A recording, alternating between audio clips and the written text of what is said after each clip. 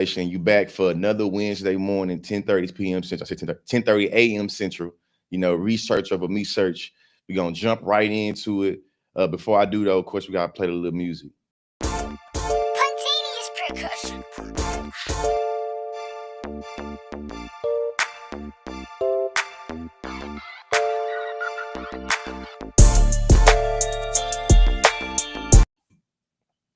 Today we're gonna be getting into four things. First, we're gonna be talking about this a lynching that happened in Wisconsin. Then we're gonna be talking about what happened at my alma mater, University of Oklahoma, and how it's found itself always in the news, either for football or racism. Ugh. A third thing I'm getting into is Donald Trump. I know we all got Trump fatigue, but Trump was falling asleep and Trump was doing some other things. So we're gonna talk about that. And then last thing we're gonna get into is that the Confederacy and how the Confederacy was never properly punished, and how had they been properly punished, that this country would have been on a different trajectory. But because of white kinship, we had some things that happened. But before I get, so I don't want to get too ahead of myself though. But first getting into it, man, a 39-year-old black man named Torres Medley was found hanging in a tree at the Brookfield Hills Golf Course on November 13th. A black man was found hanging at a golf course. And we're supposed to believe there was no foul play. Supposed to believe that this happened as a suicide.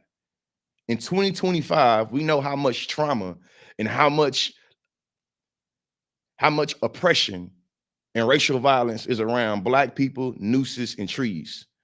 So this being like the second or third black person that we didn't heard about being hung from a tree in a couple of months, it's very alarming. It's very alarming. The police is not providing any transparency. Torrance Medley's family is demanding a bunch of transparency, and giving this country's history, like my guy Qasim said right here, is something that we all should be critical about, especially when these folks keep on trying to play in our faces and tell us that these black men keep on killing themselves. And I want to be clear on this too, and being critical. I do know that there is a male loneliness epidemic, and there are a lot of ways that men, and particularly black men, but especially men across the board, are much more successful in, taking ourselves out when we're experiencing depression, and especially when we start talking about suicide. So I'm not saying that there's no way that black men don't experience carrying a weight on our on our shoulders. I'm not saying there's not ways that we don't commit suicide. I'm not saying there's not ways that we contemplate suicide. What I am saying is that it is always fishy, and we should always be critical when we start hearing about a black man or anybody that's black hanging themselves from a tree. Just something we should keep our eyes on. This next thing I'm finna get into, man. This Oklahoma student was flunked by this TA because she felt like she was, came for her Christian beliefs. And before I play this video that gives, a lot of this context in, I want to just state this real clear because it's important context about before I get into what actually happened over there. I was a professor at the University of Oklahoma. I was the director of the policy debate team at the University of Oklahoma. I got all three of my degrees from the University of Oklahoma. My kids were born in the University of Oklahoma, and when I got married, I was living in Oklahoma.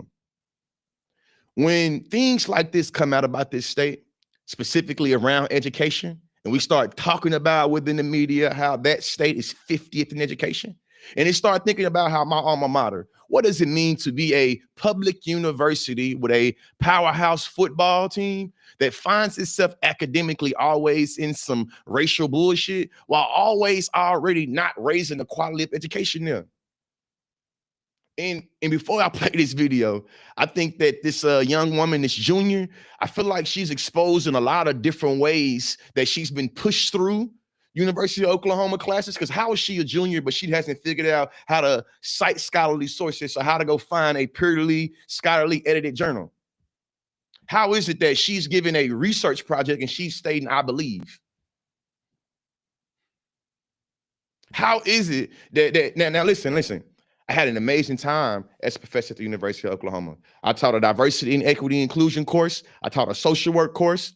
I was the director of the debate team when I won a national championship in 2019. And actually what I know is that the people over at the University of Oklahoma debate team, this young lady would benefit a lot from going over there and hollering at some of my old people. But you know, without further ado, we're gonna play this video from this expert, because you know, over at Research Over Me Search, I like to play the experts and try to make sure that my audience leaves with a little bit of elevated understanding on something you've thought about your whole life. But I want you to think about it a little bit differently. I'm finna play this scholar that is a expert in theology that graduated from Harvard University, and you know, she's gonna take this to task real fast. The Bible instead of using evidence, cried persecution, and got her graduate instructor on administrative leave. She wants religious freedom, right? Fine. I have a Master of Divinity from Harvard. And while this plays, we should all think about the conservative contradictions of how conservatives call anybody a snowflake and being sensitive when they disagree with them. When you listen to this video, keep in mind all of the various ways that these individuals have touted themselves as being big, bad, and tough and having thick skin, while also thinking about how they have been raging these witch hunts like the one we got to get into right here. Let's grade this paper with complete religious freedom. As a theology paper where citing the Bible is exactly what you're supposed to be doing. Let's see if her argument actually works. This is the claim. The original word in Hebrew is ezer connected. In debate, to make an argument, technically you only need two parts: a claim and a warrant. A statement and a because thing that follows behind that with a receipt that backs up the claim. You know what I'm saying? Claim and warrant. She's breaking this down right here. And this is something that this young woman, if she walked over to Kate Center 1, I believe is where the debate program still is. If she walked across Lindsay Street, you feel me, and went to the Kate Center, she'll be able to go in there. Lindsay Shook and my brother Kane Cherry, they are the two individuals that run the debate program at the University of Oklahoma. And this woman would definitely benefit from kind of what's going on. And that directly translates helper equal to. God describes himself in the Bible using ezer connecto or helper, and he describes his Holy Spirit as our helper as well. This shows the importance God places on the role of the helper, women's roles. So this is where the entire essay falls apart theologically. It's correct that God uses this word for himself and for the Holy Spirit. So ezer conveys power and equality, not subordination. But then she uses this evidence to argue that women should accept subordinate helper roles. That is not biblical interpretation. That's citing evidence that directly contradicts your thesis and hoping that no one notices, because you can't.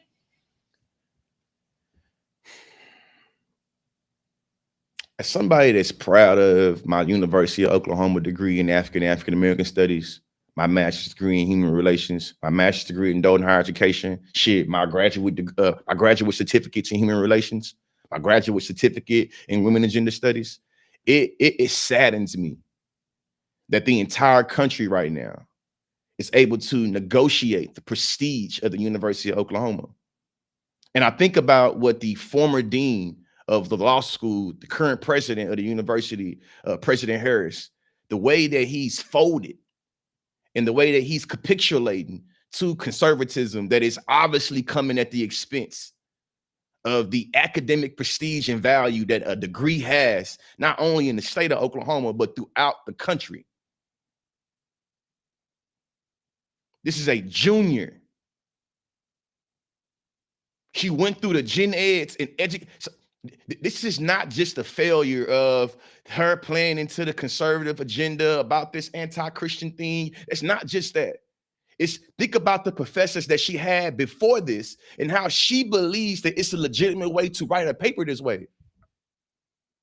No student in my classroom, when I was teaching diversity and equity and inclusion courses, I would not accept the paper that was done this way. I was a professor at the University of Oklahoma. This is sad. This is. Say this word means equal, and God uses this word to describe his own power, and then argue, therefore, women should be subordinate. The text that you are citing disproves your argument. This tells me that you're either misunderstanding Hebrew or you're misinterpreting it. Here's. And I want to just that video. Shout out to Miss Chin, Connie Chin, on TikTok. If you want to check out the rest of that video, I'm definitely gonna link that video actually to the Substack article that's gonna have all the things that I've talked about in this particular research of a research episode, as well as things that were referenced. Where you also should go subscribe and have us some nice conversations. Join the chat. Either misunderstanding Hebrew or your there have been a plethora of videos about University of Oklahoma and that young woman and how she has used this culture war and making Christians feel like they're being martyred. Hey, we live in a Christian society where all our holidays are Christian holidays. The same people that say, stop being a victim, you're making up scenarios and narratives for you to be the victim, you're buying into victimization, is the same people that will create a narrative about them being victimized in society where they control the narrative. We live in a Christian society that's so Christian. On Sundays, one of the most segregated days in this country, because a lot of us like to praise our Lord and Jesus, Savior Christ, in different ways. You see what I'm saying? In different facets amongst people that look like ourselves. And when we start talking about the way in which the Confederates was some suckers, or how some people in the hood would say some bitches, they should have really dropped a hammer down on the Confederacy. We're going to see how white kinship is something that's always played over whatever they say the ethics or morals or what the laws is in this country. But before we get into that, though, it's really specific to get into this. Right now, you have the Trump administration that has literally put on the screen, like literally put in the whitehouse.gov, as well as created an entire force about eradicating anti-Christian bias. There's an anti-Christian discrimination force that was created uniquely by the Trump administration that's going after people that they feel like have been engaging in anti-Christian discrimination. Now, you know, within what I'm doing, how I'm doing, I would like to sprinkle some intersectionality into it. So what we see right now is that with this anti-Christian agenda that these folks have configured, that they've manufactured out of thin air in so many instances, they using it to push the ram against the LGBT community as well as whiteness. Now, in this instance, this student, this graduate assistant, they gave this, woman a 0, and they gave her a reason about how she didn't follow the rubric. Her identity is being sensationalized for being trans. And of course, that is, if you look up the conservative way that they're talking about what's going on, is that we have this, why would University of Oklahoma allow for this demonic professor to even teach in the first place? And they forefront this professor or this graduate assistant being trans. These folks then got so masterful in being able to create different narratives that they figured out how to even get Black Christians to buy into this because, hey, the Bible say we shouldn't be dealing with, these trans folks. It's ungodly.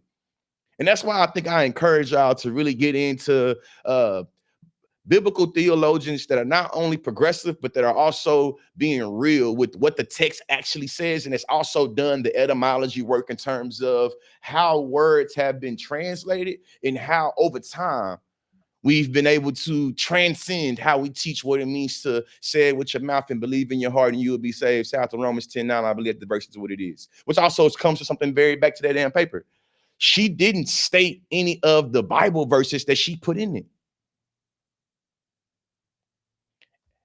As a freshman at any university in gen ed class, when you're going to English. As a matter of fact, that's in high school, you're taught that at a research paper, you cannot state, I believe. Well, I believe that's not a research paper. Getting into this though, to make sure the narrative is not lost. Right now, there's been a sentiment that's being created that says that we have to put tax dollars and we have to put police force and create vigilance around Christians being discriminated against.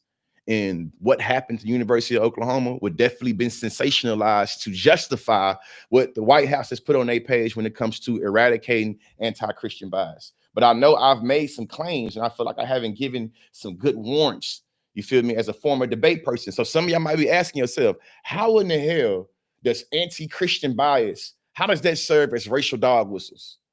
Shout out to Washington State University. They did this amazing study that I think that, it's going to be something nice for us to really zoom into for this segment right here. The University of Washington study published on online March 20th showed that the white and Black Christians perceived a politician concerned about anti-Christian discrimination as caring more about anti-white bias than being more willing to fight against white people and less offensive than one Christian anti-white bias. Or I'm gonna say it different, right? Say different. This study just showed that white Christians and black Christians interpret what white people, white politicians talk about as being anti-Christian as something completely different. A lot of black Christians have racial literacy. They have the ability to read and write situations pertaining to race. And they understand that when Donald Trump and all of them MAGA Christians in this instance talking about anti-Christian bias, they engage in they're talking about whiteness.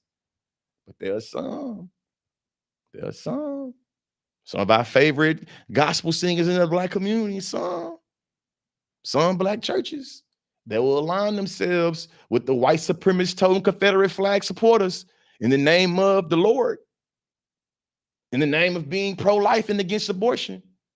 So just, to say it right here, I said, last I read it crankly, so I'm trying to read again. I promise I got 2 master's degrees, but that Oklahoma education value is showing how I'm reading this shit, so we're going to do it again, man, because I was a Hall of Fame policy debater. This study showed that white and black Christians perceived a politician concerned about white anti-Christian bias as caring more about anti-white bias than being more willing to fight for white people as less offensive than being more concerned about anti-white bias. Black but not white Christians saw politicians distressed about anti-Christian bias as less likely to fight for black people.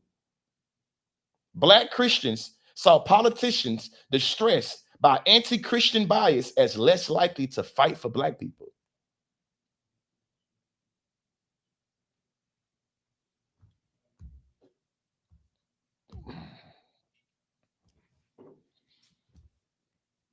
Research over me search.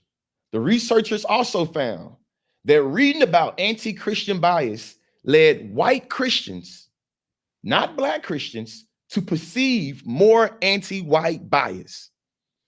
Do we think it's ironic that this Oklahoma student went to Turning Point USA? Yes, Charlie Kirk's Turning Point USA. Went to the Oklahoma chapter and rung the alarm and cried. Like, think about the way in which white women have always been able to mobilize their tears to get white men to act and reinforce white supremacist values. In this instance, this student has acted as a Karen, and her proverbial white, and you know what? She probably did cry for real. You feel me? Her white woman tears has now sustained white Christian values that's obviously anti-black at its core. Like, it's showing that it's obviously it. You feel me? And it's showing right here. These results suggest that talking about anti-Christian bias provide a more palatable way for politicians to signal allegiance to white people. These are not my words. These what the researchers found. What Ben Shapiro always say? Facts don't care about your feelings. Facts don't care about your feelings. Which takes me to this man right here. Now, the party of Christianity, the party of Christ, has elected a man by the name of Donald Trump that is not only protecting pedophiles, that has not only been convicted of civilly convicted, still convicted of sexual misconduct and sexually, what's the word? Harass.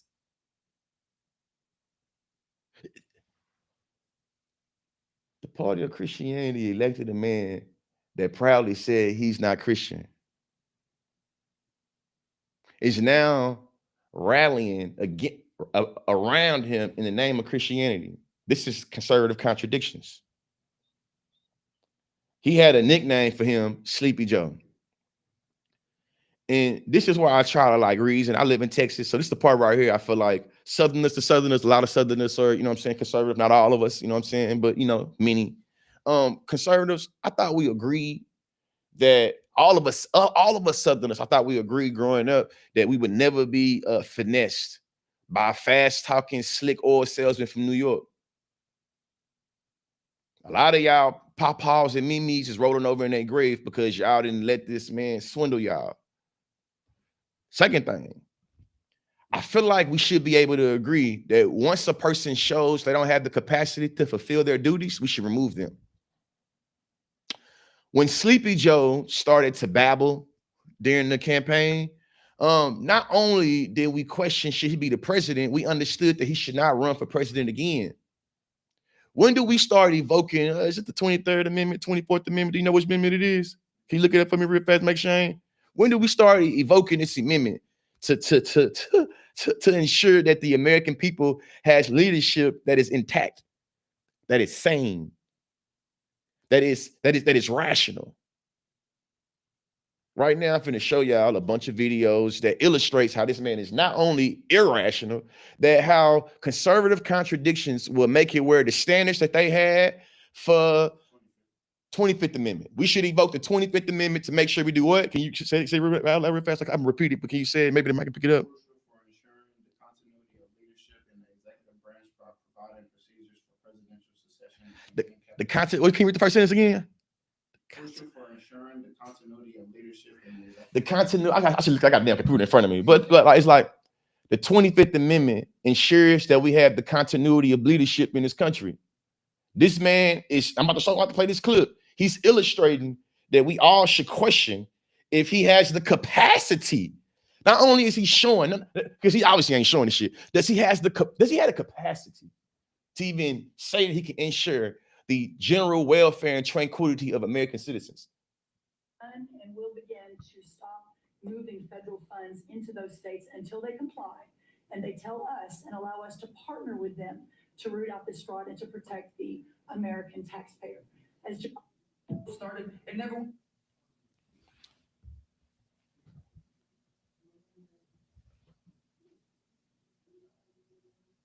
Dozing Donald said Sleepy Joe gotta go. So that means that Dozing Donald gotta hit the dough. Dozing Donald falling asleep, about to hit the floor. And that was the reason why we felt like he was incomprehensible with Sleepy Joe. So how is it that the Confederate flag toting person that support, if it ain't good for the goose, it ain't good for the gander either. But this war is going on, and the president is trying to end it. Marco Rubio talking to this man, sitting right next to this man, and Trump dozing off. Well, I think that if Marco Rubio would have pulled that bubba out, Donald Trump probably would have stood to attention. And you would have seen that coochie neck turn, you know what I'm saying? We would have seen it, you feel me? But hey, man, you didn't get the freaky man's attention. And because you get the freaky man's attention, you know, Trump, I can tell he grew up a spoiled white man. He grew up a spoiled white man that's been entitled to all the power that he gets. That's the reason why when he feel like he's failed that power, he feels that power has failed him and that he's entitled to success. So every time he fails, he feel like he can put the blame on somebody else. And that's literally a part of Trumpism. It's one of the ways they're able to engage in conservative contradictions while chastising the Black community for not taking responsibility and accountability for our bad culture and being thugs and all this old shit. While at the same time, this man being held as the highest office in this country is being held to a lesser standard of random niggas off the street. He falling asleep. Not because, listen, we got a million like a child. In the world as a country, but he's the only leader in the world that can help end it. And that's why that's why even as we speak to you now, Steve Woodcock is in Moscow trying to find a way to end this war. This man is asleep. Look, he's asleep. He's asleep. He's asleep. Stephen A. Smith, where your suck ass at? If Jasmine Crockett was falling asleep, you would feel like she just you would say something, huh? Stephen A. Smith, I bet you that if you felt like anybody that the Democratic Party that was, you would say something about your man's right here, Stephen A. Smith. You had all the ways of engaging in different political standards and talking about political consciousness and all these ways that you should carry yourself when you're in public office. For the House Representative Jasmine Crockett, Michelle Obama ain't even in office. You talking shit about what she got going on? This man falling asleep. As a matter of fact, Stephen A. Smith, I've seen you hold athletes, former athletes, to higher standards than you do Donald Trump. If LeBron James was falling asleep during it, you would say you would be hooting and hollering and talking about this man falling asleep. Fox News, where y'all at, man? When I was a kid, man, I was still a teenager when Barack Obama was in office. You feel me? I was 17 when he got elected. The first 6 months that man was in office, if he would have been nodding off like a toddler, fighting his sleep during nap time, y'all probably would have evoked that 25th Amendment. You probably would have evoked the 25th Amendment. There's this fake narrative that. Now, why are you listening to this next clip? Think about all the ways they engage in respectability politics when it came to Charlie Kirk. And if you said anything about him that they didn't like, they evoked ethics and morals. Turn the other cheek.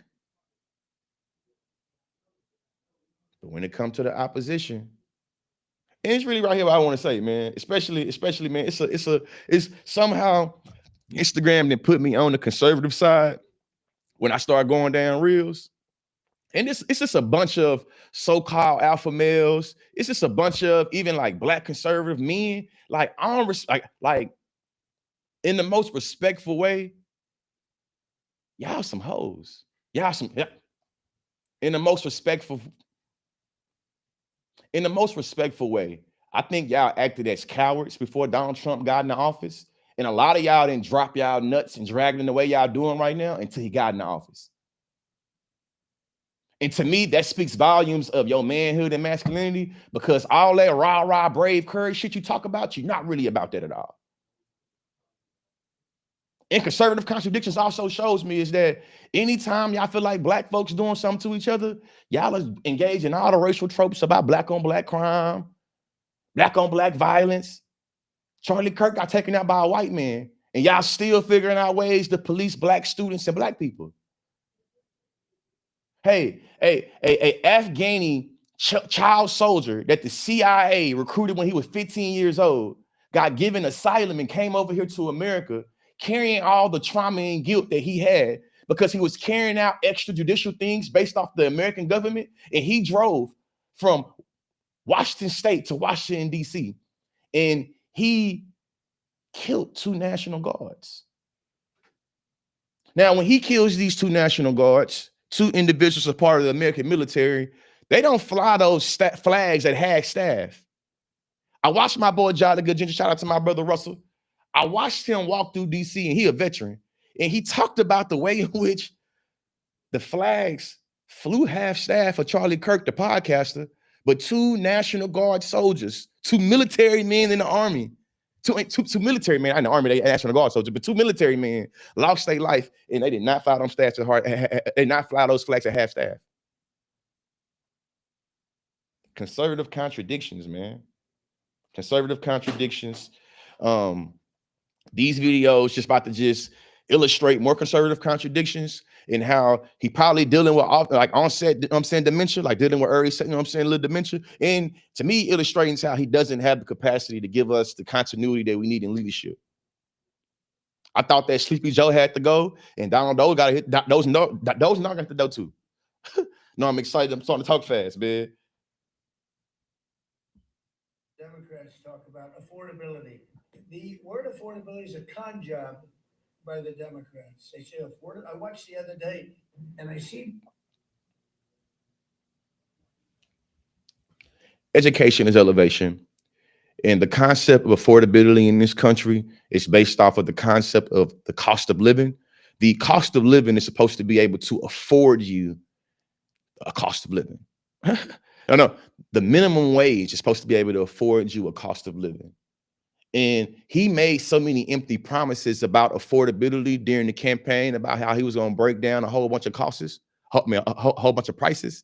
What I was saying earlier about white entitlement and about how he feels entitled to success, and any times he fails, he's able to blame somebody else. This is a perfect instance that links to that argument. When he says affordability is something that Democrats made up, that's first off, you know what I'm saying, understand too, that Democrats and Republicans, when it comes to little bothism sides, you know what I'm saying, there's some distinctions. It's a Venn diagram, but in the middle, they both be capitulate to conservative interests and make it where they set out American people. But in this instance right here, you see this man is uniquely doing it.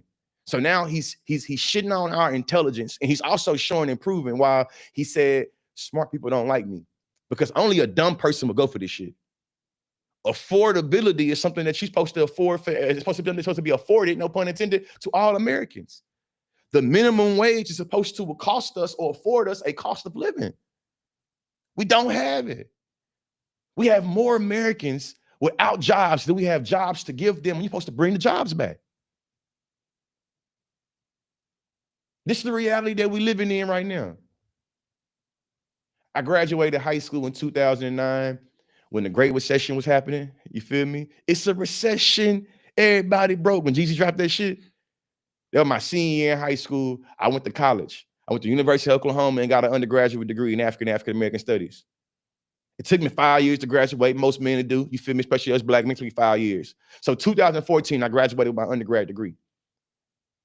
The job and the economy still was fucked off. So in many instances, I was coerced into more student loan debt than getting a master's degree because I couldn't get a job anyway.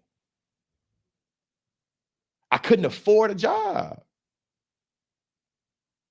I had the credentials, but I couldn't afford a job. There was a bunch of millennials that was tricked, like myself in the scene. They feeling like the only way we could experience upper mobility is unless we opted in to getting some student loan debt. And we're going to get a job to pay off the student loan debt. But in order to get a good job, we got to get us a degree to get student loan.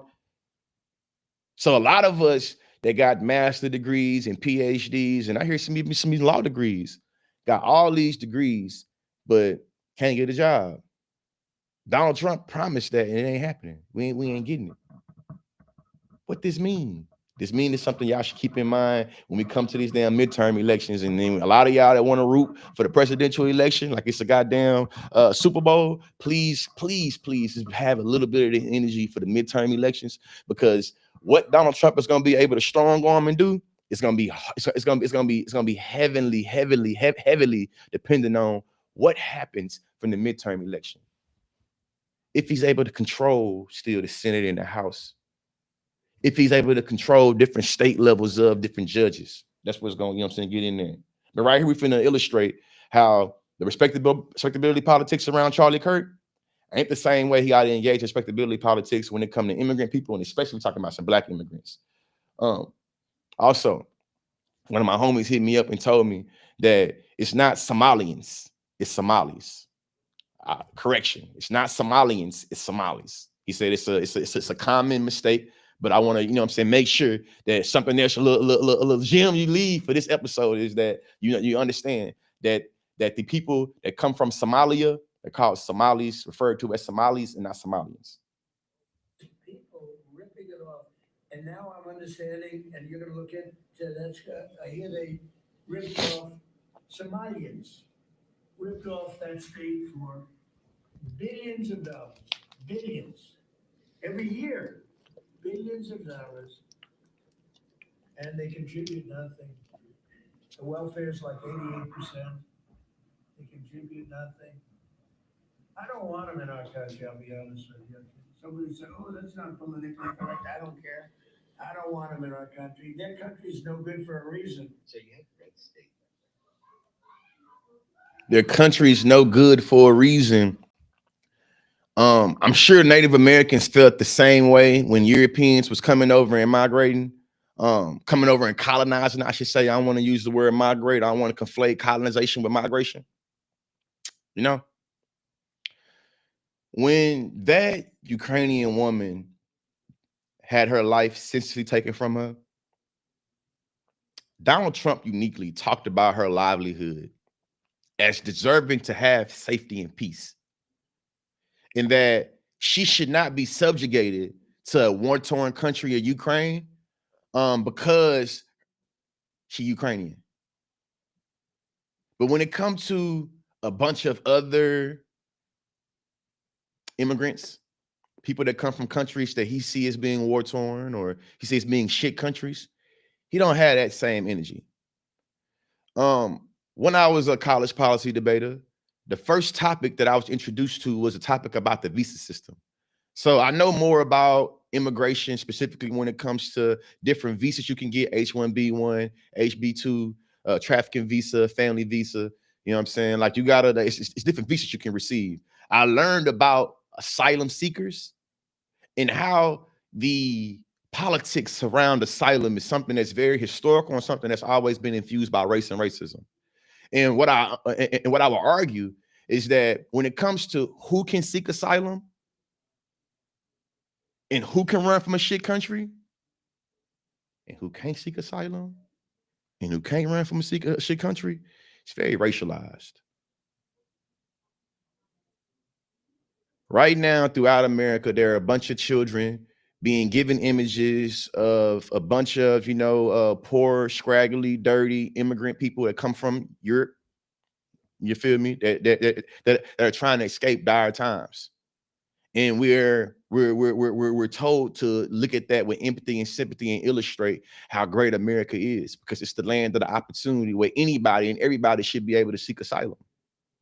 As a matter of fact, we're sanitized on patriotism and said that the reason why the Native Americans and indigenous folks are savages is because they wouldn't allow for the Europeans that was colonizing them to have asylum on they stolen on land they were stealing from them.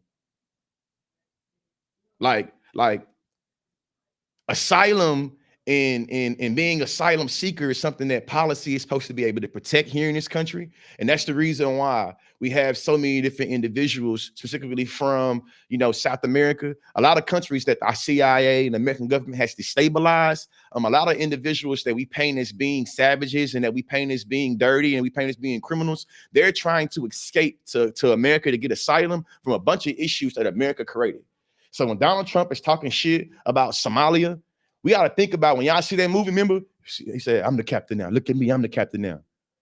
All that is showing you the way in which American corporations have caused instability in Somalia and made it where even the way in which they feed themselves, the fishermen that go off on the coast to feed themselves, how it's been impacted by American commercialism. So while they're trying to, even that movie could be argued as Western propaganda to get us to demonize Somalis, to justify the commercialization and commodification of Somali resources.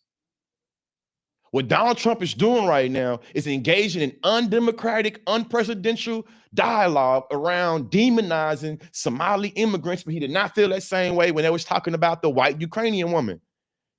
After I talk about this shit right here, I'm gonna get into white, not only entitlement, white kinship. I might even define it, but white kinship. I'm finna play the rest of this clip of Donald Trump talking about Ilhan Omar, or y'all just, I got done playing the clip about him talking about Ilhan Omar and him really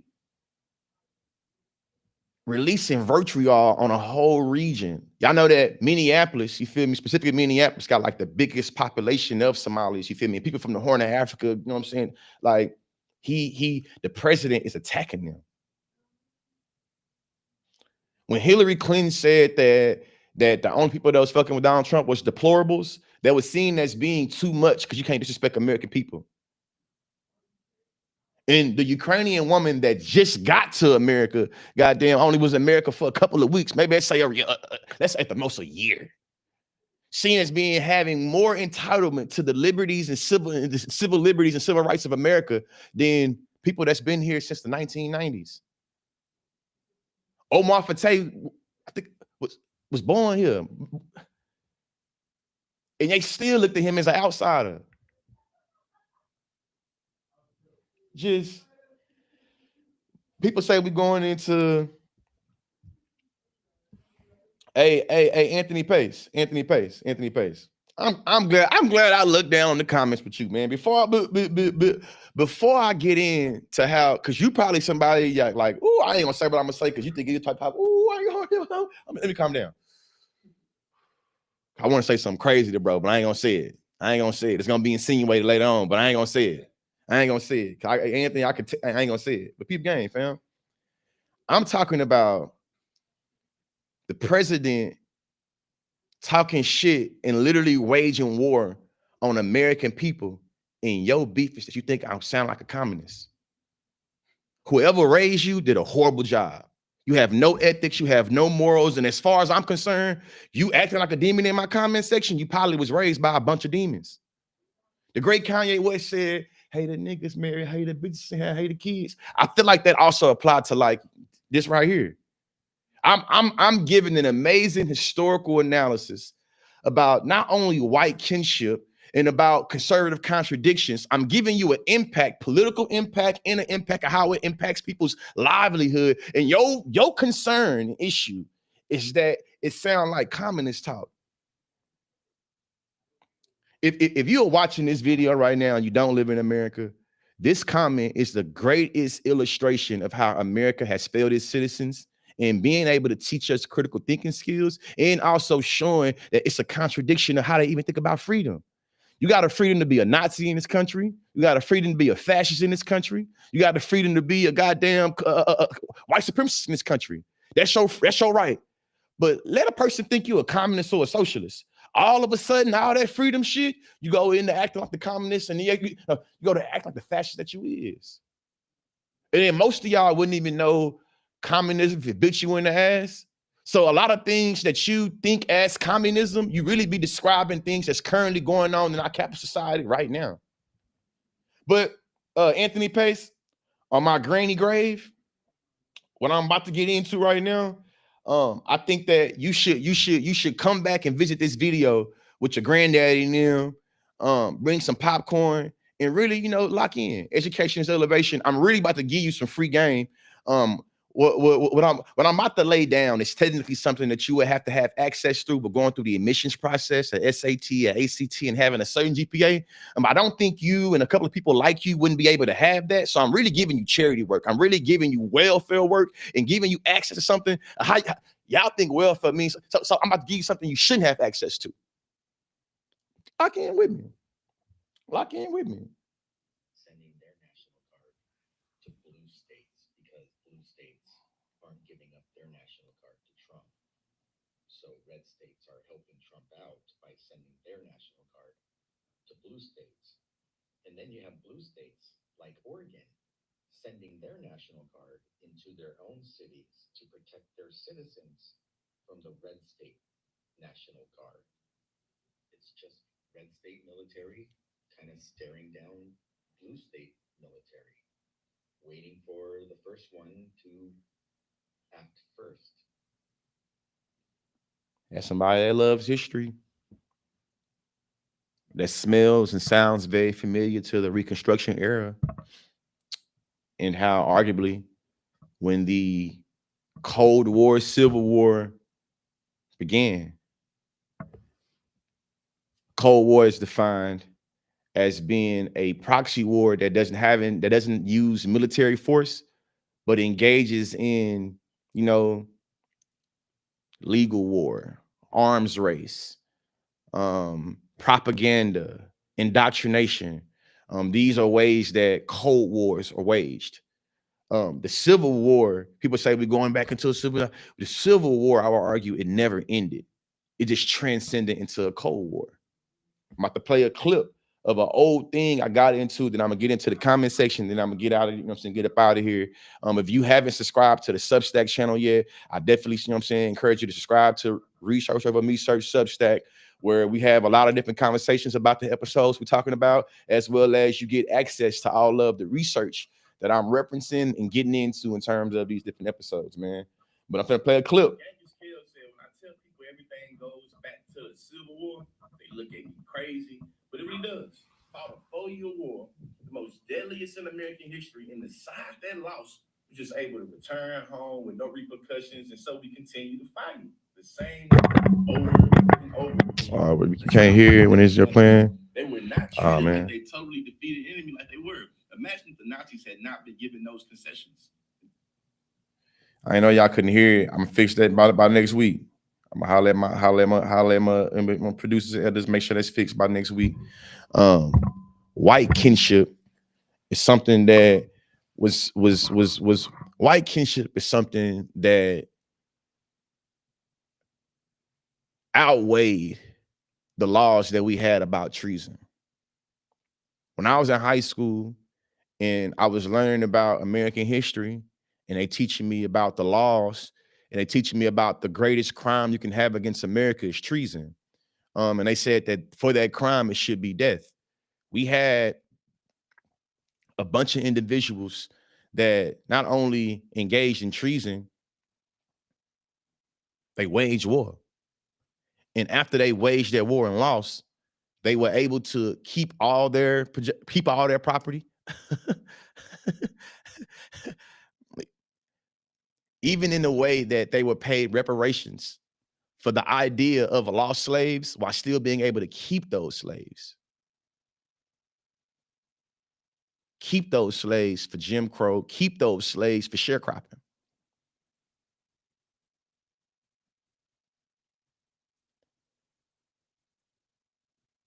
A lot of times we hear Democrats fought to keep slaves on the plantation.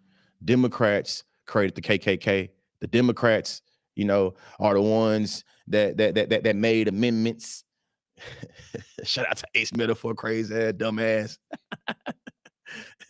It ain't Ace Metaphor. I can't think about name. It ain't Ace Metaphor. I'm thinking somebody, you know what I'm saying? But crazy ass, like somebody that, like, I would love to dog walk this man in a debate, but it's really like you such a lost cause. They show you shouldn't even debate with people that, you know what I'm saying? You shouldn't even debate with niggas that hair to them probably would have shot. So you know what I'm saying? You try to engage in like that.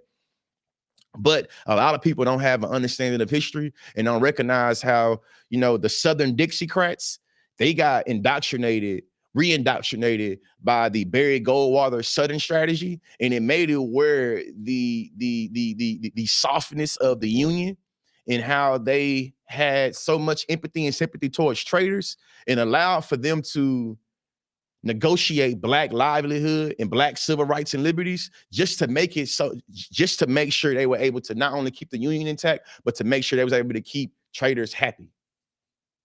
Like I'm always reminded of all of the things I've seen in the archive of how arguably Southern planters, Southern sharecroppers, the landowners were able to manufacture a narrative up north to get them to publish different things in the media that was talking about Black unruliness, talking about Black folks breaking the law, was justified. I mean, if for instances, them having this extra vigilante, we're going to lynch a Black person, we're going to justify the police doing everything to them, and how they was able to create them a little deal. I think I read that it was the election of 1868, when Rutherford B. Hayes was elected. And because they didn't change the electoral college, he basically was elected the same way. He didn't really have that much support in the southern states, and he had a bunch of states, you know what I'm saying, support in northern states. To make it what we in, break out again in Civil War, the southern elites made a deal. If y'all pull the troops out and end Reconstruction, we'll justify this old president y'all have. And that's what happened. That's what happened. So now we have this idea in this country that to the victor goes the spoils, and that the history is written by the winners. As somebody that's birthed and raised down south, I always question that, because the Confederacy lost the war, but they still are able to write the narrative of what happened in the war, especially down south. It was Northern aggression. It was Northern aggression that was trying to encroach on the heritage and rights of states' rights, the rights of white Southerners and having their way of life. It wasn't about slavery. It was about federalism and the federal government encroaching on to the sovereignty of people that was in the South. And because that was the reality, it justified a bunch of ways in how, you know, Robert E. Lee was such a noble man in protecting the livelihood in the way of life of Southern Dixiecrats, of Southern, you know what I'm saying, of slave owners. But what I know is that, you know, Abraham Lincoln said whatever to keep the Union intact. So if I got to free a couple of these niggas and keep some of them on the plantation, I'll do that. If I got to free half of these niggas and keep the other half on the plantation, I'm going to do that. If I got to free one nigga and I'll do that. So now we start getting into the performative nature of American law and how American law has always been something that's been performative. I ain't got to go into thinking about how unable rights and all people being created equal was always a myth. I can sit with the Emancipation Proclamation and how, when I was taught about the Emancipation Proclamation, I had already been celebrating since I was a youngster Juneteenth. And I knew the history of Juneteenth. So, though my history teacher, may he rest in peace, was teaching me about Emancipation Proclamation and how it was a piece of legislation that freed the slaves, how it made us emancipated people, I recognized that he could not emancipate people that he had no jurisdiction over. And even the people that the Union had jurisdiction over, they didn't emancipate them because it was all about keeping the Union intact. And this is the ugly complexity of white supremacy and the fungibility of blackness and black livelihood. That though I would argue that the Civil War was obviously about slavery, I still would argue that both the North and the South didn't really care about the slaves in that way, but it was about slavery. And I think that tension and how that is almost doesn't make sense. I feel like it's something that the Afro-pessimists was talk about as being the grammars of suffering and how it's unintelligible, how shit just don't make sense sometimes. And then it bring me back to this concept of white kinship. White kinship.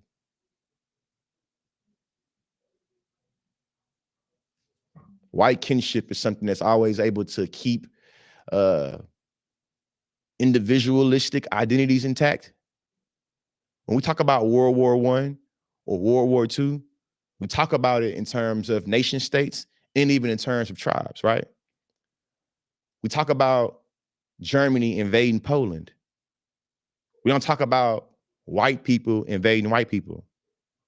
When we talk about slavery, we talk about it as black people were selling black people.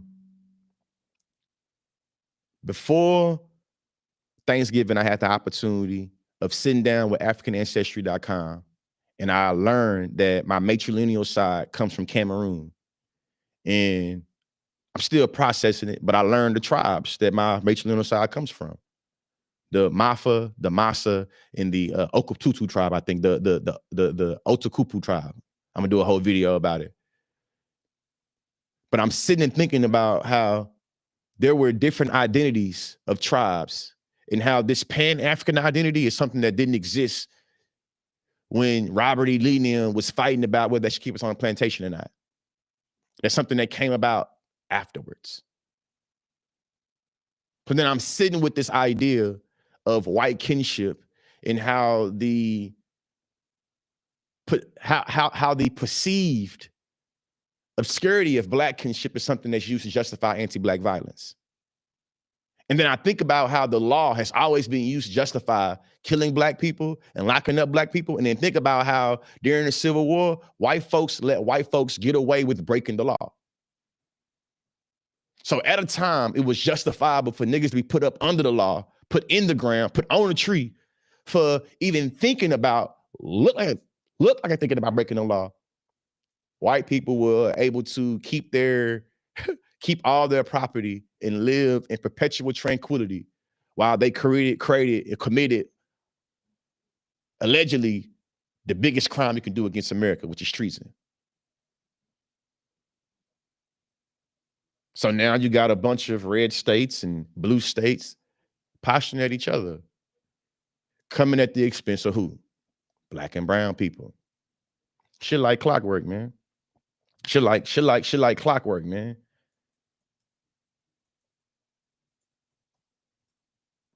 Shit like clockwork, and it's just crazy. This right here is coming from a article by the name of, it's called Kinship, Whiteness, and the Politics of Belonging. And it's on Taylor and Francis Online. It says that white kinship can refer to a legal and social construct of kinship within white communities. The use of whiteness as a basis of political and cultural connection. The kith or kin of Anglosphere. The analysis of the race and kinship when it comes to European people, when it comes to the diaspora of European people, is something that can be understood that every time they have a conflict, it's something that can be compromised. It makes me think about how I understood Afro-pessimism and how Afro-pessimism was a literature base that talks about anti-blackness and about how the world is situated upon civil society. It talked about how the world has an antagonistic relationship with the with black folks in the black body, and how a lot of white people have more of a conflictual relationship. Conflicts can be compromised. Antagonism's either one or the other. And to me, what white kinship shows is that the conflictual nature of how white people get into it is something that's embedded and understood, but something that when it comes to white kinship, it can be overheld. It's one of the reasons why when you come over to America after a few generations, you being German, you being Italian, you being Irish, it don't matter no more, you white, because you buy in now to white kinship. And then even after that, it's like the way in which I can't think of the white man. I got a computer in front of my name. See, in front of my laptop. I got a computer in front of my face. White Man's Burden was not an American who wrote that. White Man's Burden was written by, White Man's Burden was written by, who is this man? What is it written by? It's written by Rudyard Kipling. It's a poem about the Philippine-American War. So I guess he is American. But in this White Man's Burden, we thinking about the way that white people have been able to justify having a anthropological relationship to the world where they get to be paternalistic and everybody else they kids. We they sons. You from England? Oh, you from England. I ain't tripping then. You from England. So my point stands. And you know what I'm saying? You feel me? But it's showing that after so Rudyard Kipling, even though he's talking about the Philippine-American War, he English. So you seeing that white kinship was something that was already being developed in the 1800s that allowed for white kinship to make it where white folks really white people had already ritualistically created a process for how they dispute land. It was fighting. White kinship got so good by the time the scramble of Africa happened, they value their livelihood and their white kinship over the livelihood of the land that can be stolen from Africa. So they have a civil conversation on tea and have the Conference of Berlin or whatever the hell it's called. You feel me? The conference, I can look it up, but that ain't the point right now. The point is that white kinship is something that's always able to sustain white livelihood and always able to give white folks the benefit of the doubt, even when they don't deserve it. And it's something that sustains white supremacist violence and white supremacist hierarchy throughout the globe. I would argue that NATO, the North American Trade Agreement, that shit is about the international European diaspora being able to keep intact white kinship. And I think it's one of the reasons why, too, the Confederacy was so soft on their brothers and sisters, on their brothers. When I was in high school in Texas, I was taught that the Civil War could also be seen as the brother war, the war of brothers, because it was family members that was fighting each other. So we already starting to see the humanization of it wasn't no good side or a bad side. It was just a little war that we had to fight. The Daughters of Confederacy were descendants of the Confederates, you know what I'm saying, Confederate Army, that were able to create a movement to completely manipulate how we teach kids throughout the country, really, about the Civil War, but especially down south.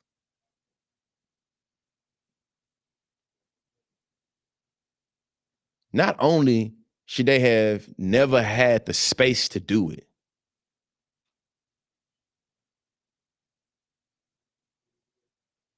the way we conformed and assimilated to as educator and as the education field did, should that's the white kinship I'm talking about.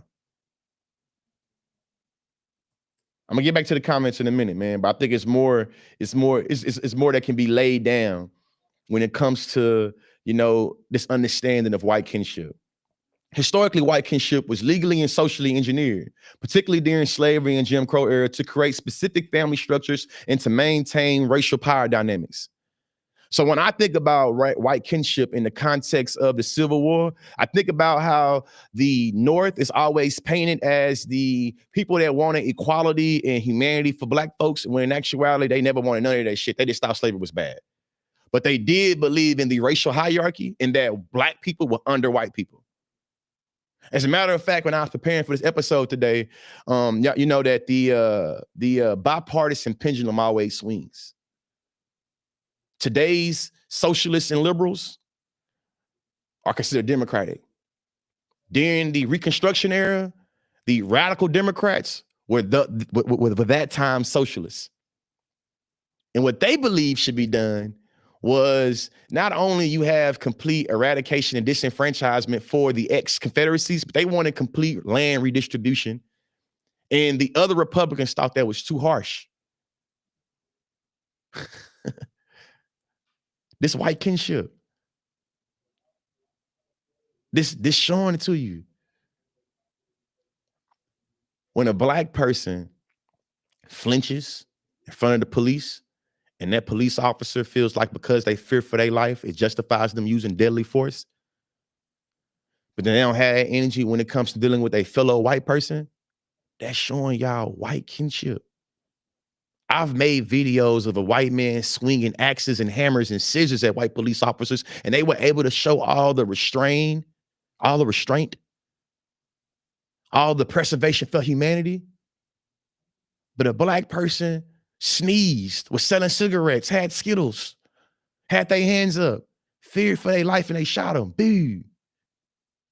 White kinship, in terms of the cultural social perception, can also refer to how individuals identify and relate to others based on shared racial identity, even when biological ties are absent. This includes the social and psychological aspects of belonging to white community. When we have the narrative around immigration equals criminalization, and we say in every instance put America first, but when white South Africaners, it's seen to be done wrong in South Africa, all this shit about, you know what I'm saying, immigrants being bad can be put to the side. That's white kinship. When we have open ways of saying we're not gonna have immigrants at all, we're gonna keep them out, Ukrainians being done bad by other white people, they got some time to come in. But hey, you an Afghani that's carrying a whole bunch of racial trauma and a bunch of trauma because you didn't kill your people in the name of protecting American interests in Afghanistan. We're gonna create a whole quota now. We're gonna make sure, you know, less Afghanis come in. To me, white kinship and the power of whiteness is how white folks always have the ability to be the individual, to insulate themselves from responsibility and accountability from the collective, while always being able to benefit from the collective. One of my favorite memes is with Paul Mooney on it. And it say that white folks damn sure don't want to be blamed for what their ancestors did, but they always want to hold on to what their ancestors left. And to me, that is the paradox of whiteness in the way that white psychopathology works in this country. It also, to me, shows how white kinship works. If I say, hey, person A stole something from person B and gave it to person C, should person C give it back to person A? You'll be like, yeah, they stolen. But white folks don't feel that way when it comes to shit that their ancestors abstracted through racial violence and slavery or through colonial violence and land for settler colonialism. This is white kinship. This is all the examples of white kinship. In settler societies, you know, America's a settler colonialism, a settler colonial state. Israel's a settler colonial state. New Zealand is a settler colonial state. Australia is a settler colonial state. All these states are made and have governments and have citizens by people that are not indigenous to this country or indigenous to the land. They settled there. They're descendants of settlers there, and they've been able to bring their own customs, their own values, while also eradicating the values and customs of people that's indigenous to there. A lot of ways of how the customs of different indigenous tribes here in America, they got completely erased and genocided. I mean, I'm gonna say completely because it's indigenous erasure. There is indigenous people that's still alive, even though Texas taught me they was all dead. You feel me? You know what I'm saying? I got the Oklahoma mind was blown. But my point is that when it comes to settler colonialism, it always operates on white kinship in a way that says, regardless of how my people fight with your people in Europe, we can put that shit to a side if you want to come to my settler colony and help subjugate and further colonize indigenous folks and help further enslave black people. Hey, the British and the Irish, they was beefing over there. You feel me? And two, we don't say white folks cause famine on white folks when we talk about the way that the British colonized, you know what I'm saying, Irish people. We don't do that. Hey, but listen, even though the Irish and the English was fighting tooth and nail, we still have, you feel me, the New York wars and shit like that, and still have the ways that Irish people was discriminated against. But down south, a lot of ways, when the Irish were referred to as the niggas of Europe, a lot of them proved they wasn't niggas of Europe in America by lynching niggas. Even though we have this very obscure way of talking about history and saying that, you know, the Irish were slaves too, and this old shit, this, that, and the other, ain't no history or no trend of black folks waging war or committing violence against our people, but it is the other way around. So even though you had a long, violent history of British people fucking over Irish people, when no descendants came over to America, they wasn't tripping, man. They had solidarity in settling on a Native American land, and they had solidarity around waging violence against niggas. It's one of the reasons why I feel like it's so disingenuous when people be like, "Did you know only 1.6% of people during slavery owned slaves?" It's like, so if we sit with these numbers, are you saying that over 95% of America was cool with black people because they didn't own slaves? What are you really saying? But it's also getting to this. You didn't have to own slaves to buy into the oppression, the subordination, subjection of black people.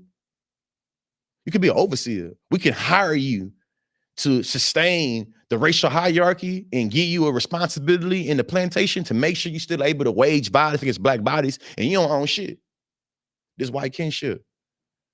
Even when you learn about like the Bacon's Rebellion and shit, like you start to see about how there was starting to be some class solidarity amongst working class, you know what I'm saying, against working class, poor white and poor black, indentured serving white people, you know what I'm saying, enslaved black people, indentured serving black people coming together. White people are able to convince them, nah, man, your skin color important to you, and that's the most thing you should be important, and at least you ain't them niggas over there. Even if you and them had the same thing, at least you're white. A lot of people bought into it. It's the reason why I'm annoyed with Buddy hopping in my comment section talking about some comment speaking points. Anytime niggas start trying to unite people across different lines, they've been able to demonize socialism and communism in a way where even when you start being critical of class, some folks automatically, you know what I'm saying, start feeling like they getting into some shit, and it's just crazy, man. It's just crazy. But now I'm blabbing it. Get to a comment section a little bit. See. What is right here? Rudyard Kipling was born in Mumbai, India. He wasn't white. That's fine. The white man burden. As a matter of fact, I would still like challenge that. Like, no, I think Rudyard Kipling, even though he was born in India, he was a descendant probably of British settlers, and that's the reason why he was able to write towards the white man's burden the way that he did. But even if, you know, the piece I'm referring to is the white man's burden and how that became an instrumental piece of literature that allowed for all white people throughout the world to buy into the white man's burden of civilizing the entire world. The reason why a bunch of European colonization was being able to justify it is because a lot of white folks bought into the empathy and sympathy of racial violence and saying that this racial violence is justified because our burden is to civilize you brownies and blackies. So that's the reason why I was referring to that specifically. You feel me? Want to make sure that's clear. Kevin Miller says, if white folks care about if white folks didn't care about black folks, why the overwhelming majority of white folks fight to free you? Kevin Miller, I think that if I was to shoot you in the face and then I was to rush and do surgery on you and I save you, would it be ethical for me to say I saved you from a gunshot if I caused the gunshot? See, a lot of times when y'all make these statements as white people, y'all want to paint black folks and my ancestors as being passive, docile beings, not knowing that we had been waging violence and fighting and freeing ourselves for a long time. See, what you're doing right now is engaging in this white benevolent paternalism that believes the only way that niggas can be free is unless y'all do some shit about it. You see what I'm saying? See, you always want to talk about how white folks free folks, but they were fighting against other white people to keep us here. See that catch-22? No matter how much you want to engage in sanitized, romanticized narratives around history, you have to still acknowledge that white folks was fighting against other white folks to keep me there. This is another example of white kinship. You just picked the cousin you went with, huh? You had one cousin that wanted to keep me on a plantation, huh? You had another cousin that wanted to keep my put my ass, you feel me, industrialized, you feel me, factory, and you just going with the one you want. No, that's not how that works. That's not, and you're showing conservative contradictions. You align yourself with the Southern Dixiecrats. You feel me? Hey, Kevin Milliard, if you were alive in 1950, you would be a Democrat, bro. You would be a Southern Democrat, a Southern Dixiecrat that probably was trying to, when nigga like me start popping my shit like right now, you probably wanted to go rally the troops. I want to put this nigga in this place because this nigga think he think I ain't a white man. That's the reason why you really in my comment section. That's the reason why you obsessed with me, man. Like epigenetics is how we pass on trauma and happiness, you feel me, from generation to generation to generation to generation. And what I know about if the pedagogy of oppression, oppressed people can pass on shit, I think that like the reason why a lot of white men have a cathartic response to my shit is the epigenetics. You feel me? It's something in your DNA that tells you that black men shouldn't challenge you in this way. And that's the reason why y'all be throwing full-blown temper tantrums in my comment section. You see what I'm saying? Like, you smoking dope and dog food if you saying white folks free black people. As a matter of fact, in this country, it's the last thing I'll say, and I'm about to get up out of here.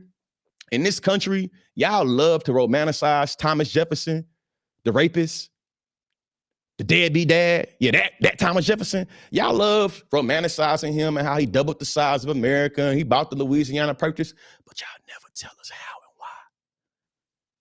See, you love to create this narrative that the only way black folks can be free is unless white folks freed them, but you don't want to talk about how Thomas Jefferson got Louisiana Purchase and how the niggas down in Haiti was beating on Napoleon Bonaparte ass so bad. And I want to be clear too, Napoleon Bonaparte already ran through Europe. He'd already dominated all the white folks, but he couldn't do nothing with them niggas in Haiti. And he couldn't do nothing so much, he gave up the land. He sold that land underpriced to America because guess what? Niggas could free ourselves. Yeah, I bet you didn't know that, did you? I bet you didn't know that, did you? I bet you didn't realize that black people being able to free themselves off the plantation allowed for the American empire to double itself. Go find somebody to play with, Kevin. Go find somebody to play with, Kevin. I think that you would have benefited a lot from being in my classroom. And really people like you, you know. I hope that you recognize I'm doing the Lord's work. When y'all come in my comment section and y'all act like the little demons and devils that y'all is, I feel like that I'm moving like, you feel me, like Preacher Boy on Sinners. You know what I'm saying? And I'm singing on this goddamn mic to you, and I'm hoping that that devil come up out of you, man. Because I really feel like y'all, like if it moved like a devil and it cracked like a devil, it's you see what I'm saying? And if you align yourself with demonic shit, if you justify demonic shit contemporarily, historically, you a demon, you a devil. Education is elevation. I said what I said, you feel me? Hey, I've been respectful to you. I'm respectfully calling you a devil, bro. Like respectfully, like just like y'all feel like there were respectful slave masters. I'm respectfully letting you know the way you've aligned yourself politically, socially, economically is with demonic things. You see what I'm saying? I'm letting you know the way you have conducted yourself in my comment section, it reflects the way in which a demon would work. I'm telling you this respectfully. Respectfully. I know when niggas smile, y'all feel like it's more respectfully, sir. You're moving like a demon, so you're probably a demon. Education is elevation. If you want to catch any of the clips or any of the thing that's talked about, if you want to have a deeper conversation around white kinship, tap in with me. If you can't get to me on Wednesday mornings at 10:30 p.m. Central, 10:30, I say p.m. If you can't get to me at 10:30, you know what I'm saying, on 10:30 Central in mornings on Wednesdays, you can always go check it out on, Apple Podcasts, Spotify, wherever you get the podcast. I'm going to get it up soon.